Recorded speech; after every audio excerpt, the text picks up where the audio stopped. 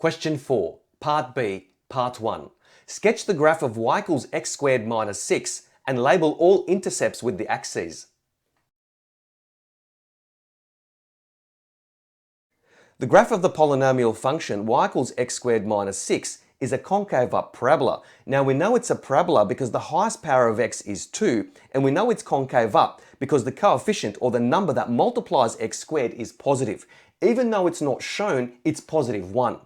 Now to find the x-intercepts, we let y equal 0, and we do that because the y-coordinate of the x-intercepts is 0. Then we solve the equation 0 equals x squared minus 6.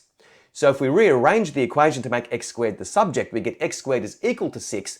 Taking the square root of both sides of the equation, we get x is equal to plus or minus the square root of 6.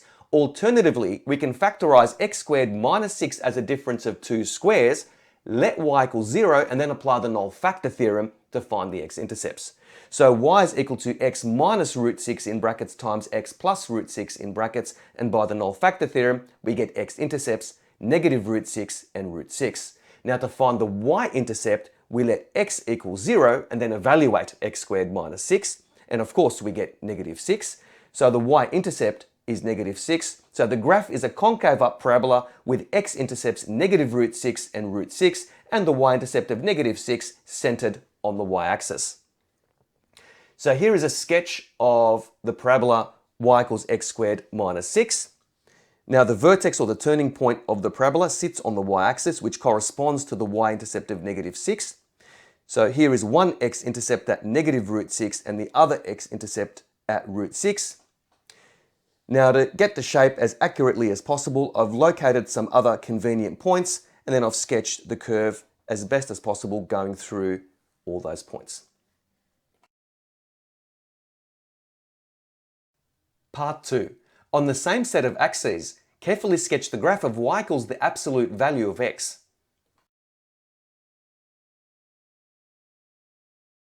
The graph of the function y equals the absolute value of x is a V shape that points upward. The vertex of the V is on the origin, and we have a positive branch and a negative branch that are straight lines. Now the positive branch passes through the point 3, 3, and the negative branch passes through the point negative 3, 3.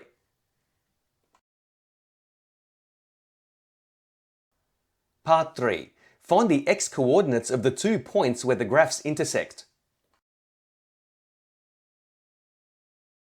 Referring to the graphs drawn in parts 1 and 2, the graph of y equals x squared minus 6 intersects with the graph of y equals the absolute value of x at these 2 points. And the x-coordinates of these 2 points are negative 3 and 3. So I've stated the answer here. The graph of y equals x squared minus 6 intersects with the graph of y equals the absolute value of x, where x is equal to negative 3 and where x is equal to 3. Part 4. Hence solve the inequality x squared minus 6 less than or equal to the absolute value of x.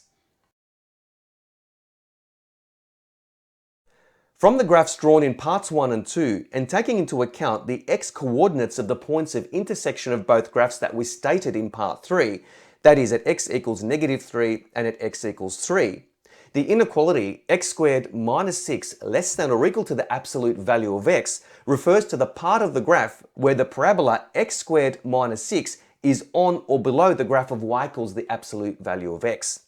And that occurs between x equals negative 3 and at x equals 3, inclusive of the endpoints.